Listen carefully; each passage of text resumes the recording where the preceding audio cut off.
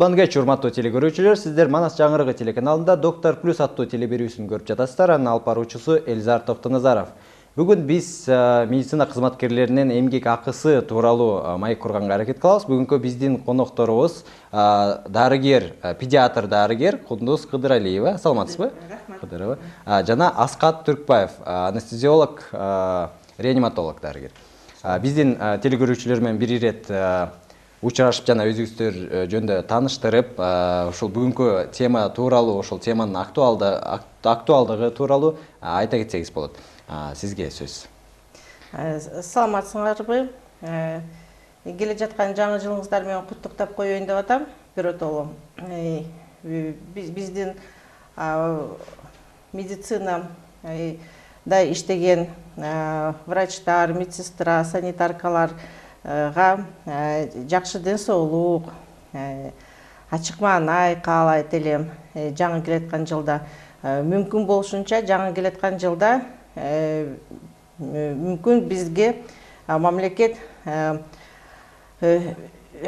иш акыбызды, эмгек акыбызды жакшылап көбөйтүп берсе, биз ушунчалык ыраазы да болмокпуз, балдарыбыз да ыраазы да болмок. Биздин медицина, Кыргызстандын медицинасы болсо эмки жылда жана андан да келе жаткан башка жылдарда өсүү болсун. Анткени биздин жакшы кадрларыбыз баары эле башка тарапка кетип атышат. Анан Россияданбы, Германияданбы, Америкаданбы аларды көрүп эле, ой, кандай эле мээси иштеген, кандай силер жакшы врачтарсыңар деп таң калышат. А биз болсо таң калабыз. Ушул кибирейген 3000 сомдук, 5000 сомдук эмгек акыга биз дагы жашап, тамактанып, балдарыбызды да багып, коммуналдык эсептерди да төлөп, аны бүткүл дүйнөдөгү элдер билсе, таптакыр эле жыгылып калмак окшойт. Кээ эле учурда ушундай болуп атпайбы? Мисалы болсо башка өлкөдөгү биздин коллегаларыбыз бири-бирибизден сурайт да, сен мисалы сенин эмгек акың канча десе, $100 жетпеген бир сумманы айтсаң, чын эле күлөт да. Мисалы ошол эле Россияны айтсак. Россияда эле мисалы 10 жыл мурун деле өтө кыйын болчу да, медицинасы мындай өтө төмөн деңгээлде болчу. Азыр бир аз көтөрүп бара жатат, бирок ошого карабай дагы ошол эмгек акысын дагы көтөрүүгө мындай демилге түзүү ушул инициатива көтөрүп жаткан учуру. Бул эмгек акысынын проблемасы бул көйгөй жалаң гана медиктерде эмес, медициналык кызматкерлерде, бүт эле кызматкерлерде бар. Бирок азыркы кезде ушул медицина кызматкерлеринин эмгек акысы башкаларга салыштырмалуу өтө эле төмөн болуп кетти. Мисалы айта кетсеңиз, сизден сурайын дедим эле, салыштыра кетсеңиз, жана парикмахер же башка бир посудомойщик же официант, ошолор дарыгердикине караганда эмгек акысы официалдуу түрдө көбүрөөкпү же азыраакпы? Парикмахер, анан посудомойщица, маникюр жасаган, массажисттер, мисалы, алардын эмгек акысы мындай да.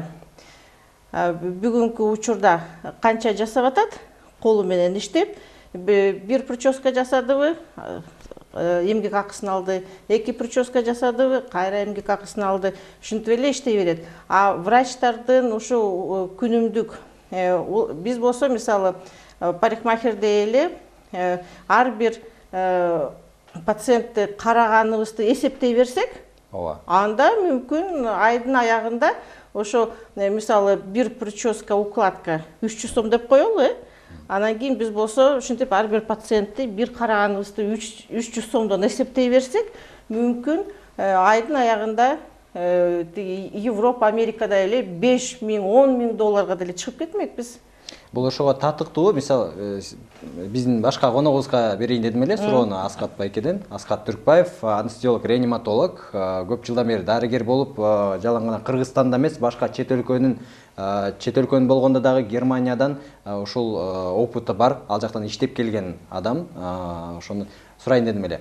Канча татыктуу ушул мисалы парикмахер жасаган деле адамдын болсо ушул жарандын башындагы прическасын мындай жакшыртып жатат, мындай алып келген пайда, мисалы ошол дарыгер менен медсестранын жумушу менен салыштырса, кимдики өтө жогорураак? Эми сөзсүз түрдө медицина тармагында иштеген адамдын мээнети жогоруда туруш керек.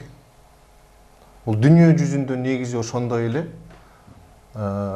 Чет мамлекетте мисалы эме ошол эле жөнөкөй эле поликлиникадагы врачка кирейин десең, жок дегенде бир жума мурун очередке турушуң керек.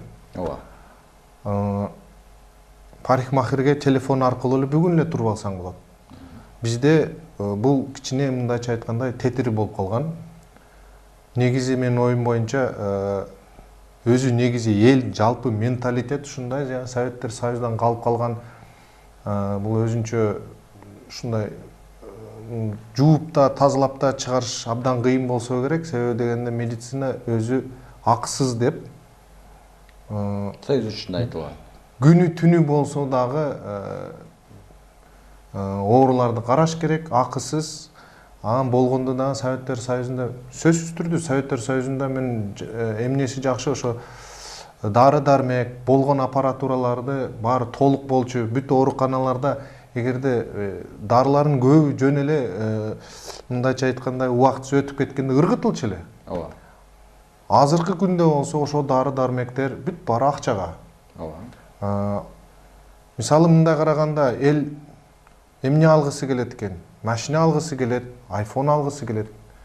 Мындайча караганда iPhone'ду деле бир $500-600, машина $4000, $5000 болгондо дагы колдонулган. Жаңы машина эмес.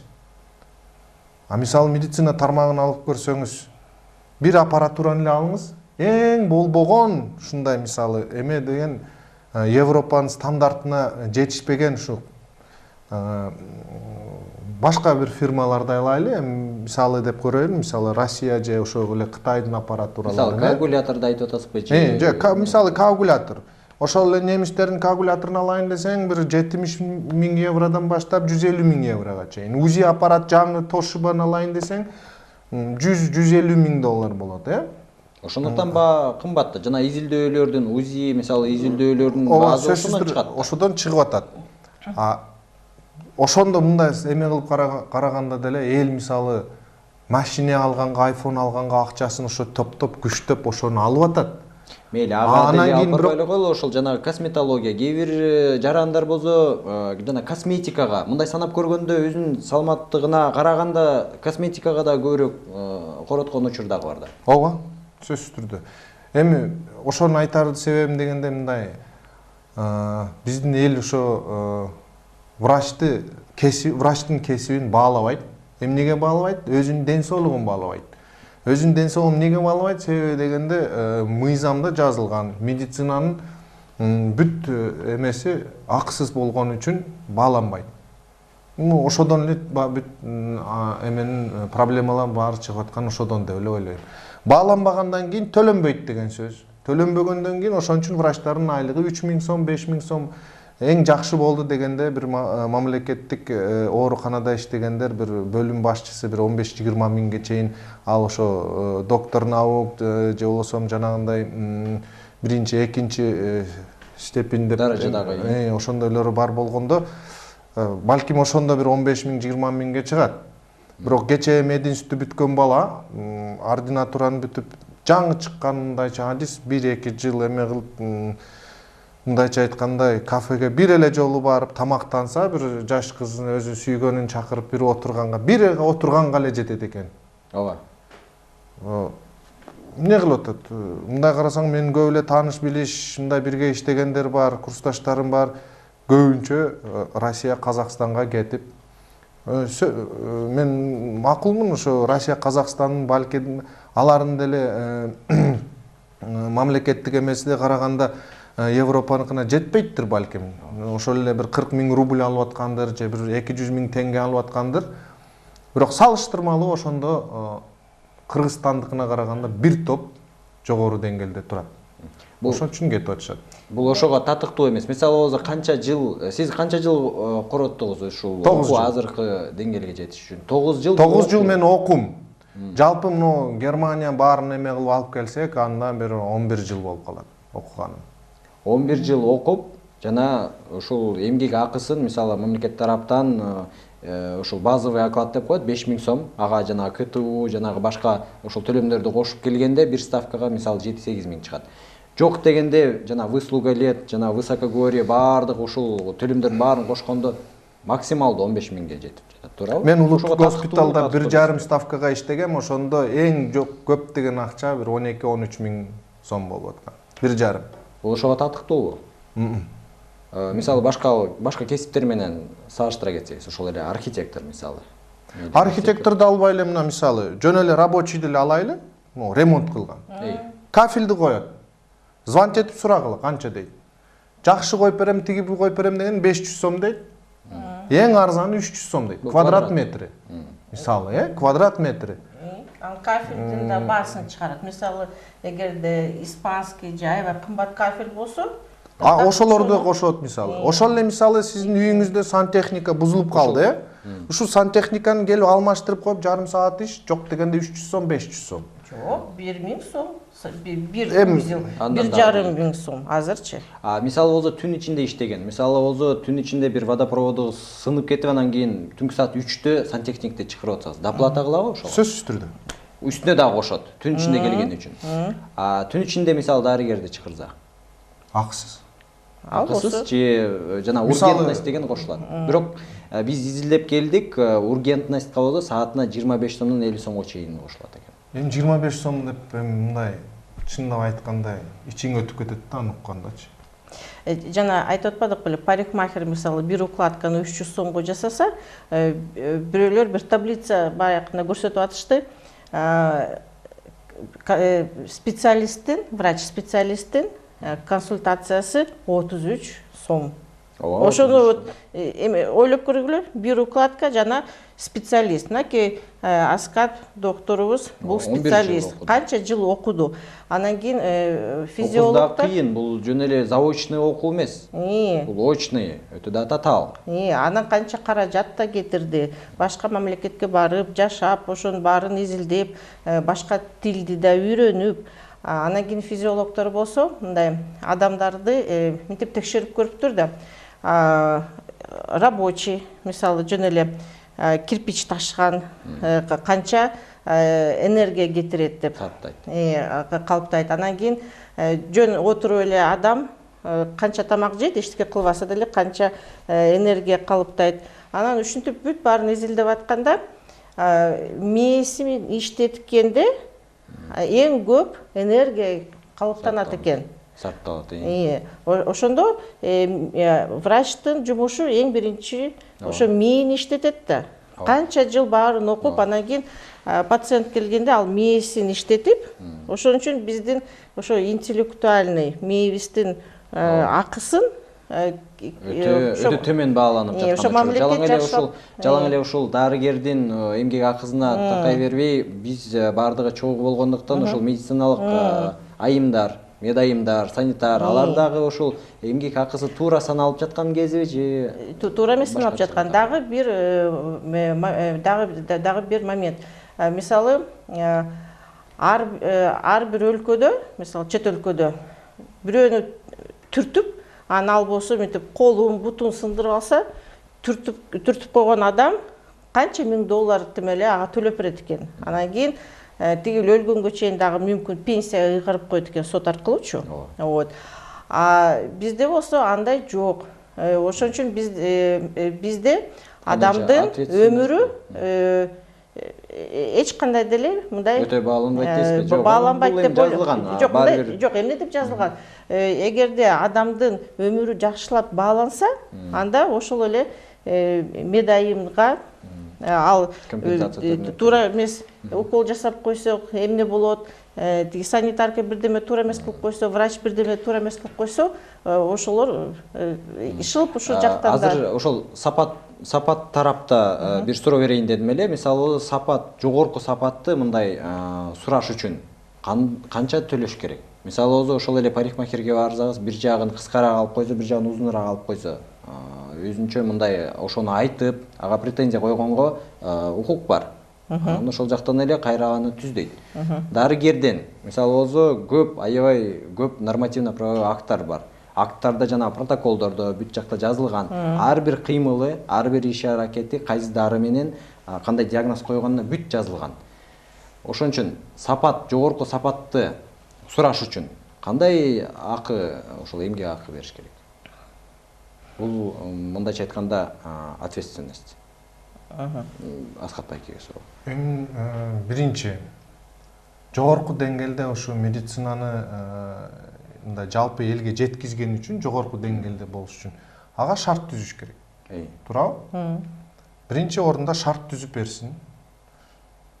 Экинчи орунда шарттан кийин макул, анан кийин айлыкты көтөрсүн. Анан кийин ошондо ошо адистерден мына мисалы сен туура эмес дарылап койдуң. Сен туура эмес ушундай эме кылып койдуң. Бүгүн болсо бирөөдөн мындай сурак кылганга чогулган жокпуз. Биз бүгүн мындай кенен ачык диалог, ошол проблемаларды, көйгөйлөрдү көтөрүп чыгыш. Ошону айтып атам да, мисалы. Ошол эле парикмахер, чач тарачы, ошо чач тоңдогонго эмне керек? Бир тарак, бир кайчы. Ооба. Туурабы? Доктурга азыркы күндө заманбап ушундай электроника, микро эмелер чыгып аткандан кийин кандай эмелер мүмкүнчүлүктөр бар, ушу оору дартты диагнозун аныктоого. Мүмкүнчүлүктөр бар. Ошо мүмкүнчүлүктөр болуш үчүн эмне кылыш керек? Ошо заманбап аппаратураларды алыш керек. Заманбап аппаратураң жок болсо, диагноз туура эмес коюлуп атат, же диагноз мындайча койгонго дагы мүмкүнчүлүк жок болуп атса, анан ошо врачты сен жаман адиссиң деп атпайбы? Ошон үчүн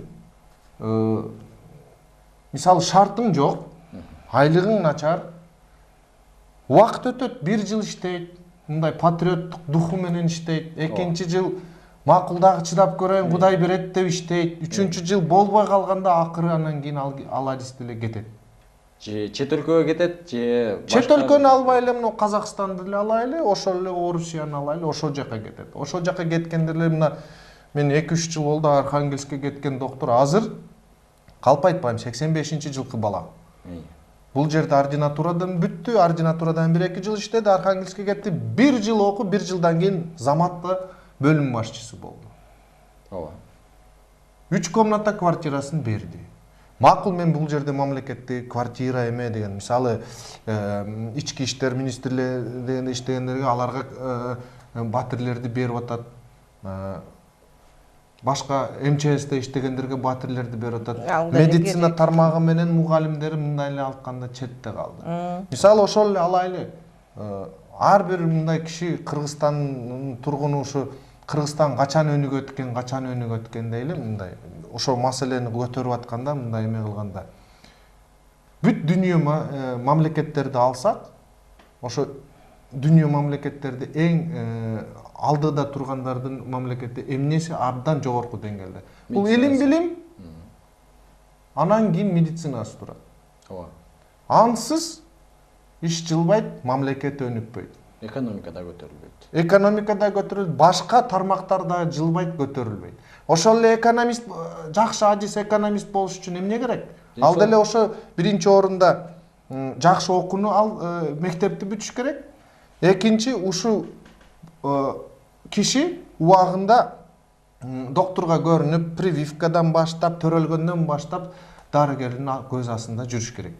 Эгерде ошо баланы алып, окутуп, чокутуп, эме кылып келип, анан 25ке чыкканда университетти бүткөндөн кийин ушул эле ооруканада эле бир коагулятор жок, же лампасы жок, операция болбой өлүп калсам эмне болду? Болду. Ал адис кетти. Дагы эми ошондой адисти чыгарыш үчүн дагы бир 25 жыл керек убакыт. Ооба. Туура айтасыз. Бул тарапка кошулам. Бирок азыркы кезде бир башка жагын айта кетейин дедим эле. Биз азыркы учурда акыркы мына 1 айга чукул болуп калды. Ушул суроону, ушул көйгөйдү медициналык кызматкерлердин эмгек акысы көйгөй тууралуу актуалдаштырып, элге мындай аң сезимине киргизип, ушуну талкууга чыгарып жатабыз. Бул бир жерден бирөөгө док койгон жерибиз жок. Муну болсо эл, калк өзү чечиш керек. Бул бир тараптан өзүбүздүн кылып жаткан жумушубузду, ушул болгон көйгөйлөрдү көтөрүп, жана кандай ушул көйгөйдү чечүүгө жолдору бар, ошону издөөгө тарапталган. Азыр башка тарабын айта кетейин дедим эле, жанагы региондордо жаш эмей эле бүт эле ошол дарыгерлер, башка медициналык кызматкерлер жетишпей жаткан учуру. Мунун ошол маселенин башынан эмнеден келип чыгып аткан? Ошол себеби каяктан дейсиз? Жанагы эле айлык. Айлык үчүн барып айтат дейсиз. Айлык, үй, анан кийин илгери болсо врачка үй берчү, үйүнө электр энергиясын да төлөп берчү мамлекет. Анан кийин Бул кайсы мамлекет? Биздин эле мамлекет. Советтер Союзу. Эми ал Совет Союзу жөнүндө айтып атпайлыкпы? Ал мамлекет азыр жок. Жок, илгери ордуна азыр Кыргыз Республикасы болуп, башка мамлекет болуп түзүлүп жатпайбы? Жок, мындай да. Биз болсо, мисалы, Советтер Союзунда баары акысыз деп элдер көнүп калган. Бирок мен бир нерсени айткым келет. Советтер Союзунда врачтын иши, эмгеги акысыз болгон эмес. Анда деле ар бир манипуляциясы эсеп түрүндө, калькуляция катары аябай жакшы деңгээлде эсептелчү. Ким көбүрөөк иштесе, ошол көбүрөөк алчу. Анан кийин мындай да.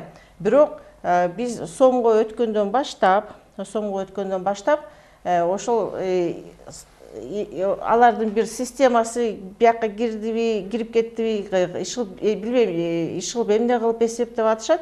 Мисалы, бир нан илгери да 91-жылы деп коелу. Ошондо канча турчу эле бир нан? Бир нандын баасы. Тыйын менен 10 тыйындайбы? Мен эсимде жок канча, мен билем Советтер Союзунда бир 30 тыйын турчу эле. Жок, уже сомго өткөндө Сомго өткөндө эсимде жок. 10 тыйын болчу, 10 тыйын. Ошондо бир нан 10 тыйын болчу, мисалы. Зарплата канча эле? Ошондо зарплатабыз болсо 89-жылы. Жок. 91 93. Жок, сомго мен баягында эсептеп чыккам. Биз болсо сомго өткөнгө чейин ошондо бир зарплатабызга 1000 канча 900 бөлкө нан алмак. 2000ге жакын бөлкө. 2000ге жакын бөлкө. Азыр бөлкөнүн баасы 20-25 сом, туурабы? Ошондо 20-ны көбөйтүбүз 2000ге. 2000ге 20-ны көбөйткөндө канча болот? 20-40 000 сом болот. Ошо да. Көрдүңөрбү? Могул коэффициентти биз болсо кичине ошол союз учуру менен мисалы салыштыра кетсек, ал кезде Советтер Союз республика учурунда 40 000 сомго жакын болмок экен да. Эмгек акысын алчу.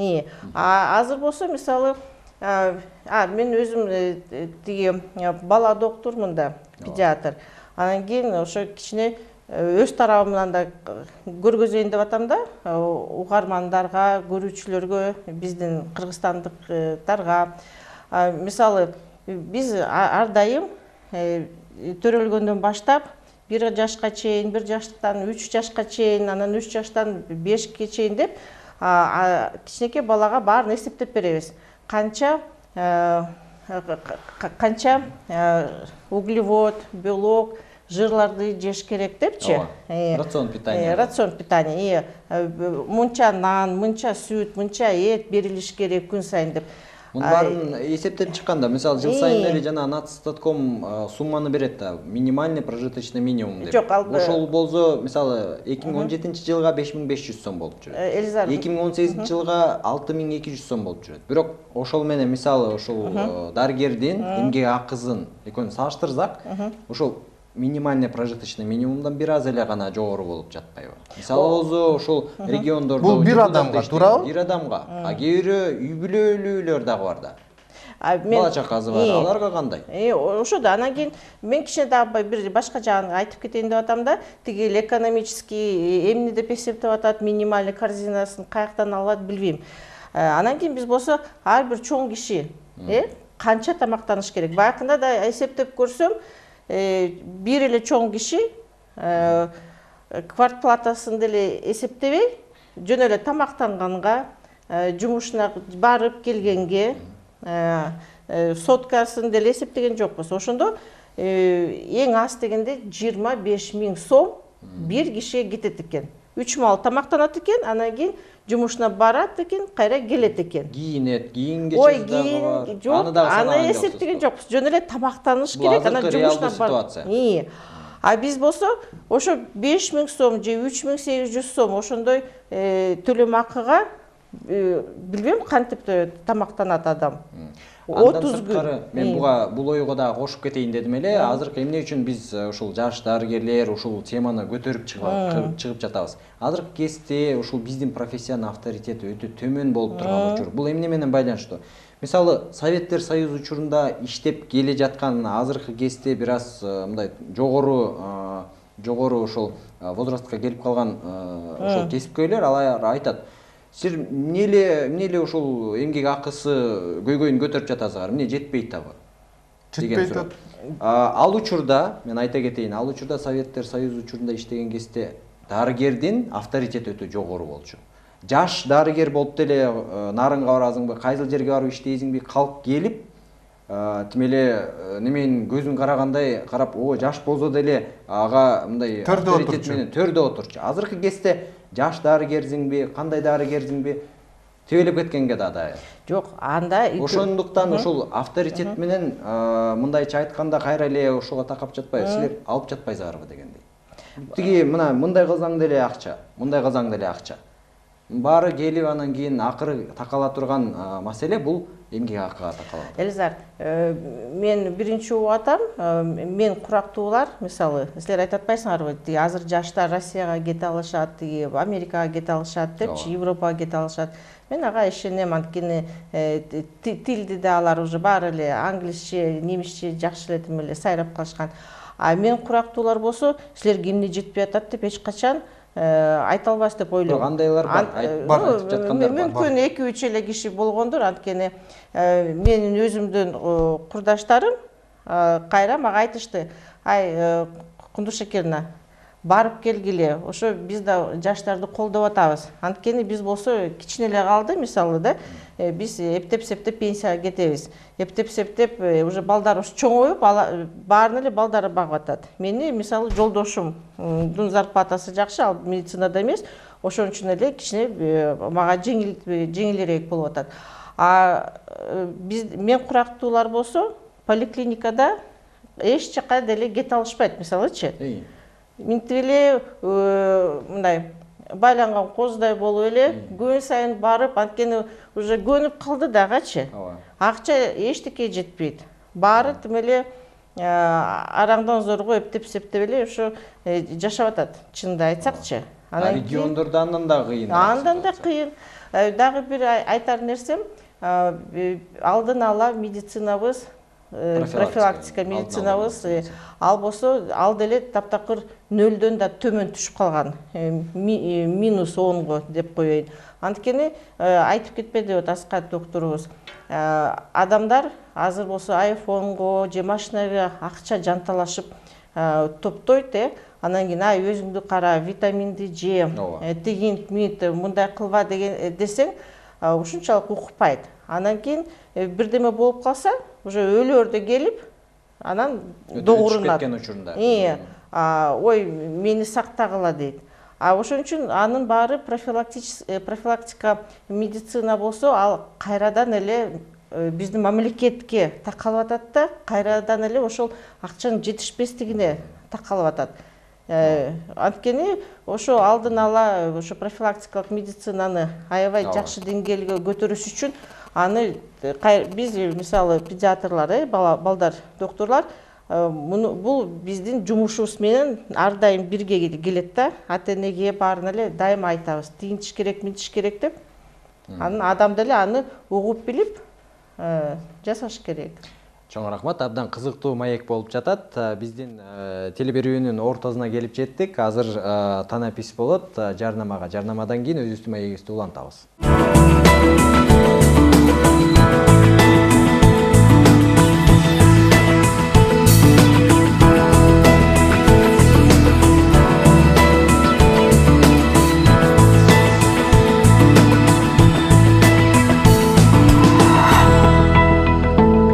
Дагы бир жолу саламатсыздарбы, урматтуу телекөрүүчүлөр? Сиздер Манас жаңгырыгы телеканалында Доктор Плюс аттуу телеберүүсүн көрүп жатасыздар. Биз маегибизди улантабыз. Бүгүнкү биздин коногубуз дарыгер, педиатр дарыгер жана реаниматолог дарыгер Аскат Түркбаев жана Кундуз Кыдырова.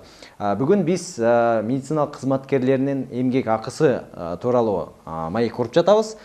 биз өтө мындай жалпы жөнөкөй жалпак тил менен калкка ушул ден соолуктун, саламаттыктын мындайча айтканда баасын баркташ үчүн ошол маселени көтөрүп жатабыз. Эмнеден токтодук эле ошону уланта берсек. Азыр болсо сиз айта кеттиңиз, жанагы профилактикалык медицина болсо өтө төмөн түштү. Биз болсо буга чейин дагы жана региондордо дарыгерлердин жетишпеген ушул ситуациясы. Жакында эле ошол Нарынга барып келдим. Нарында болсо ушул жаш дарыгерлердин алган эмгек акысы 7-8 миң сомдун тегерегинде экен. Кээ бирлер жанагы ушул тоолуу аймагында бийик жерде иштегени анык болсо 10-11 миң сом эле болот экен. Буга карабай ушул жергиликтүү калк, жергиликтүү ушул администрация аларды болушунча ар кайсы ушул жөнөкөйлөтүү, ушул немелер менен шарттар түзүү менен ушул жакта алып калууга мындай үмүттөрүн улантып, азыркы кезде 16 жаш дарыгерди акыркы ушул 5 жылдын ичинде тартып барыптыр. Буга болсо рахматын да айта кетиш керек. Кээ бир жерлерде ушул жергиликтүү өкмөт иштеп жаткан бар. Бул өкмөт эле алып эле мынтип эле туура эмес болуп атат, тигил жак туура эмес болуп атат деп док кое берген дагы болбойт. Бул жагында айта кетиш керек. Өкмөт деген ким бул? Бул адамдар. Бул биз. Мына биз деле ошол өкмөттүн эле бири да. Жарандарыбыз. Ооба, жарандары. Бирок жана өкмөттүн кызматкери деген статуска биз кирбейбиз. Жок, кирбейбиз. Мисалы болсо, мурда дагы бир суроону көтөрүп чыкты эле, дарыгерлерди ошол өкмөт кызматкерлери деген статуска түз ушул байланыштырып коюу. Мисалы болсо, жанагы милиционер иштеп жаткан учурунда, мисалы тигин токтотуп же муну тосуп, бир кылмышкерди кармоого бирөө тоскоолдук жаратып жатса, анда ага болсо мындайча айтканда чара көрсөткөлү. Мисалы болсо дарыгер баратып бирөөнүн мисалы ден соолугу өтө начарлап кетсе, ага жардам көрсөтүүгө баратса, бирөө тоскоолдук кылса, анда бул тараптан эч нерсе, ооба, мыйзам тарабынан эч нерсе эми жазылган, бир-эки жеринде жазылган, бирок толук түрдө ушул медициналык кызматкерди өкмөт кызматкерине мындай барабар кылган ушул документ жок. Башка тарабындагы айта кетсек, эмгек акысы азыркы кезде бюджетте деле өтө мындайча бийик эмес. Мисалы болсо өкмөткө биз кайрылсак, ушул медициналык кызматкерлердин эмгек акысын көтөрүш керек деген маселени мисалы баардыгыбыз чогуу биригип деле көтөрүп чыксак, өкмөт деле мындай айтышы мүмкүн. Мен мындай толук айтпай эле коеюн. Бизде бюджетте акча жок деп. Башка кандай мисалы жолдору бар? Бюджетке эле мындай үмүт этпегендей. Мисалы жеке страхование деп коет, медициналык страховка. Андан сырткары дагы кандай жолдорун сиздин оюңузда бар? Ушул Аскат Байкеге берейин деп эле суроону. Эми биринчи орунда менин оюм боюнча ошо медицина кызматкерлеринин эмгек кызматын жогорулатыш үчүн менчик тармагындагы өнүктүрүш керек. Бул бир. Ошондо бул эмне дейт? Баягы орусча айтмакчы здоровая конкуренция дейт да. Туурабы? Эме кылганда мисалы ошо менчик ооруканаларда кандай шарттар бар? Биринчи орунда шарттар бар, мүмкүнчүлүктөр бар, анан мамлекеттикинде. Мен түшүнөм, бюджетте акча жок. Мындайча айтканда болгонун мындайча айтканда кылып берип атышат деп айтса болот. Бирок мен жалпы элди алып эме кылганда биз айтабыз да мындай врачтын, доктордун эменин авторитети жок. Мамлекет сыйлабайт деп айтышат кээ биркилерчи. Мамлекет дагы сыйлабайт, өзү дарыгер дагы сыйлабайт, калк дагы сыйлабайт. Калк, эл да. Бирок анча-мынча мындай мен деле мамлекеттик эмеде иштегенден кийин, улуттук госпиталда иштеп атканда бар эле элдер. Айланайын мына деп өздөрү келип мээнетиңе, ак кол мээнетиңе деп тыйын берчи. 1000 сом береби, 2000 сом береби, ар ким ар кандай шартына жараша. Кээ биркилер бар ошо шарты жок болсо дагы 200 сом берет. Бирок мындайча айткандай ичинен мындай ыраазычылыкты билдирип атат. Ошо адисти доктурду өдө көтөрүп мындай эме болот. Бирок мындайлар аз болуп атат да. Анын үчүн эмне кылыш керек? Мен министр айткан сөзүнө аябай туура көрөм. Ал министр бир жолу айтты, бир теле көрсөтүүдө көрдүм элем, пропаганда. бизде мисалы Советтер Союзунда пропаганда болчу эле. Бирок саламаттык сактоо пропаганда аз болуп атат. Бул бир анан ошо профилактика. Мисалы бир жылды алайлы, бир жылдын ичинде 365 күн бар. Сизге келген ушу бейтапты сиз сурасаңыз, сиз акыркы жолу рентгенге качан бардыңыз эле? Билбейт. Барган эмес. Илгери Советтер Союзунда ал мамлекеттик эмеде жазылган болчу ушу. Конституцияда жылына сөзсүз түрдө ар бир ишмер сөзсүз түрдө медициналык эмеден өтүш керек. Рентген эмнеге? Ой, эмне кереги бар дешет кейбиркилер. Бул эмнени билдирет? Бул мындайча айтканда билимсиздик, караңгылык дейт да. Бирок ал ошол кезде мындайча айтканда туберкулезге каршы иш-чаралар болчу. Эрте эми оорударты эми башталып келип атканда эрте учурунда аныктап табып дарылап эме кылчу эле. Азыркы кезде өтө мындай жайылып кеткен учурунда гана эле ошого көңүл буруп жаткан учуру. Бизде көбүнчө келишет мындай жөтөлүп атат, чүчкүрүп атат эме болот, болбой калат. Мисалы мен Сокулукта дагы иштедим, райондуу ооруканада. Ал жерде болсо балдарын көтөрүп келет. Түнкү саат 2-де температура деп келет. Денеси ушунчалык ысык 38-39 градуска чейин көтөрүлгөн. Канча күн болду? 2 күн болду. Күндүзү эмне алып келбедиңби? Убакыт жок. Бул эмнени билдирет? Баланын ден соолугу 3-4 орунда турат. Күндүзгү жумуштар мен түшүнөм. Баарын эле жашоо шарты кыйын, турмуш оор болуп атат. Жашаш керек, оокат кылыш керек, эме кылыш керек дегендей. Бирок ошондой эле мындай жалпы эме кылып карап көргөндө 365 күндүн ичинде 2 күн убакыт өз ден соолугуна ар бир адам көңүл буруп койсо, мен ойлойм ошондо биринчисинен адистердин да, доктурлардын дагы авторитети бирке көтөрүлмөк. Бул бир. Экинчисинен ооруканаларга кайрылуулар ушундай өтүшүп кеткен эме болгондор бир топ азаят эле. Анан ошо пропаганда иштесе мисалы айтып көрсөк, элге жеткириш керек. 95% оору дарттардын баары бул адамдын өзүнүн мындайча айтканда күнөөсү. 95%. Ошону жеткирсе, мисалы айтып атпайбы, реклама баягы эмелерде деле тамеки тартпа, арак ичпе деп. Ошону эле башка түрлөрү эле толтура. Мисалы биздин салттарыбыз толтура салттар бар, жакшы салттар бар. Бирок биз ошо салттарды кичине жакшы кармабай, түнкү саат 11-де 5 бармак жеп жатып алабыз. Ал эмнеге алып келет? Ошол эле гипертония, холестерин, давление менен алып келет. 10 жылдан кийин инсага инсульт болот, төшөктө жатып калды. Дарылоо караш керек, аны дарыгерлер караш керек, акысыз караш керек. Ошо оорулуу киши паралич болуп калып жатып калган кишини караш бул абдан чоң мейли.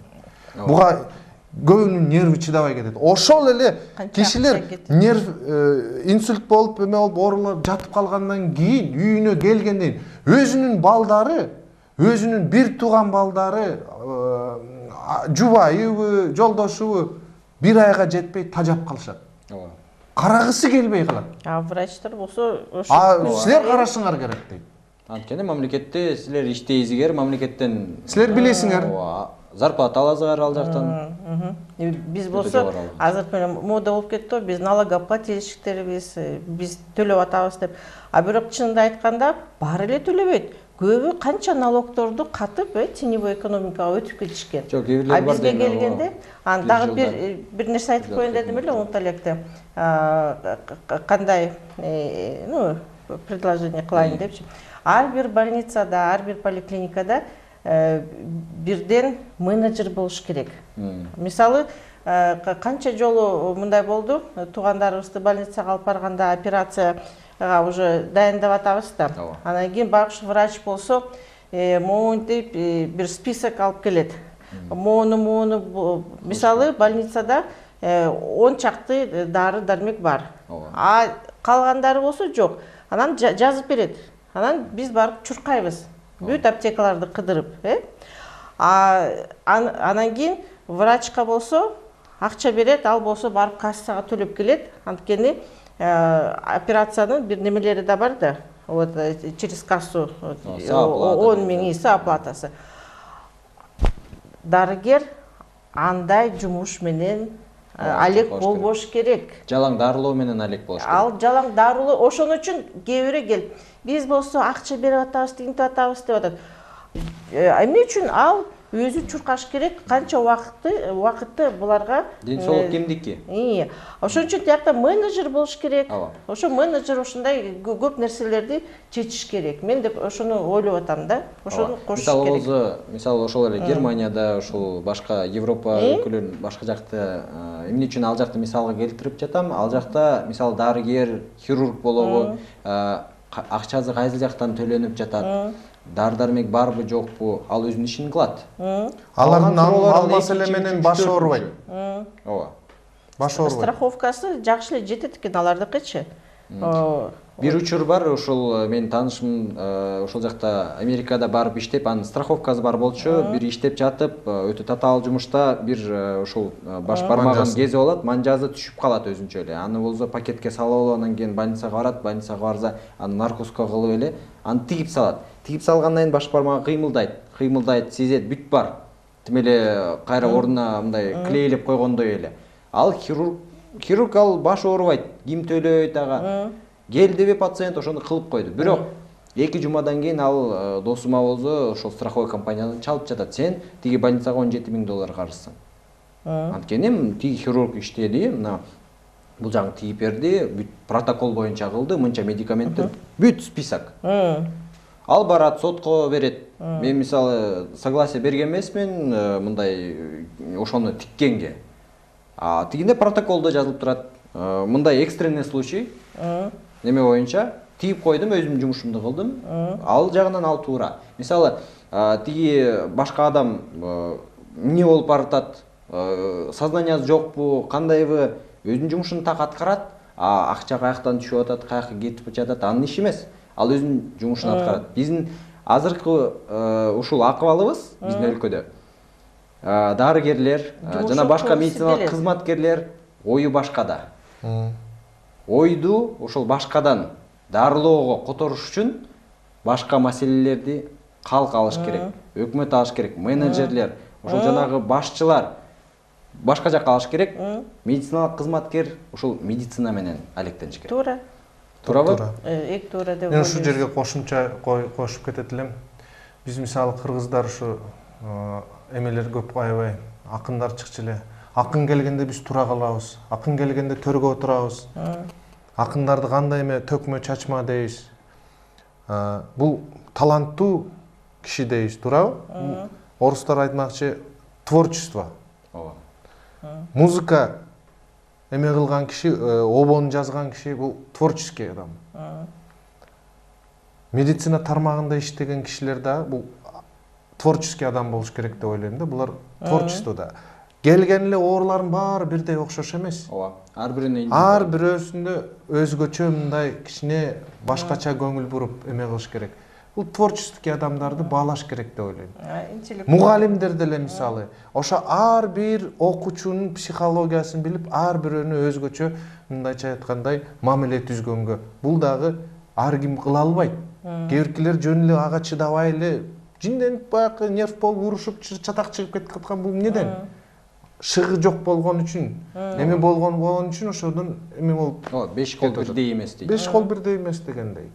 Ошон үчүн элге жеткиргим келет ошо эмнеге ошо музыканы ошол эле обондор жазган, бир киши ошо обону жазганга кандай деген талант керек. Ошол эле музыканы, обонду башка бирөөлөр кайра дуплировать этип эме кылып жазып эме кыла албайт окшоштур. Бирок ошону ойносо болот. Пианинода ойногон адам Моцартты ойной берет, бирок Моцарттай ошондой обону жаза алабы? Жаза албайт. Ошол эле хирург операция кылды, укмуш сонун хирург операция кылды. Творчество кылып. Ошондой операцияны башка бирөө кыла алабы, кыла албайбы? Же начарыраак кылат, же жакшыраак кылат. Болду. Педиатр кыла албайт хирургтай операцияны. Ошентчө өзүнүн кесипкөйлөрүн өзүнүн иштей турган мындайча айтканда жолу бар. Чоң рахмат сиздерге. Билинбей эле биздин берилген убактыбыз дагы аягына келип жетти. Сиздер Манас жаңырыгы телеканалында Доктор Плюс аттуу телебирүүсүн көрдүңүздөр. Бүгүнкү биздин конокторубуз педиатр дарыгер Кундуз Кыдырова жана дарыгер, реаниматолог дарыгер Аскат Түркбаев. Чоң рахмат сиздерге, өзүңүздөргө келин микрофон берейин дедим эле. Ошол өзүбүздүн каалоолорубузду кесиптештерге Кыргызстан боюнча жана жалпы калкка кыскача. Кыргызстандыктар, кесиптештерибиз, балдарыңар, үй бүлөңөр, ата-энеңер ар дайым ден соолукта болгула, өзүңөрдү карагыла. Ошо эң жакшы жыл болсун деп ойлоп атабыз. Мен ушу кесиптештериме жалпы кыргыз элине айтат элем, биринчи келе жаткан жаңы жыл майрамыңыздар менен, ушу майрамыңыздар жаңы келе жаткан жылда ушу алдыга койгон максат тилектер ишке аша берсин. Өзүм мындайча айткан бирге иштеген кесиптештериме, коллегаларыма чыдагыла. Чындап эле айтканда бу жерде чыдамкай мындай ушундай эле киши сабырлуу болуп кыргыз элине кызмат кыла бергиле. Бирок өзүңөрдүн укугуңарды да коргогула дейт элем. Ошо укугун коргоонго кичине активдүү болгонго мен чакырат элем. Чоң рахмат. Келе жаткан жаңы жылыңыздар менен жаңы жылда ден соолукта, байлыкта жана ушул ийгиликте болууну каалайм. Сиздерге жалпы калкка, биздин телекөрүүчүлөргө эмки жуманын 3-күнү кечки саат 7-де Манас жаңырыгы телеканалында Доктор Плюс аттуу телебирүүсүндө көрүшкөнчө сак саламатта болуңуздар.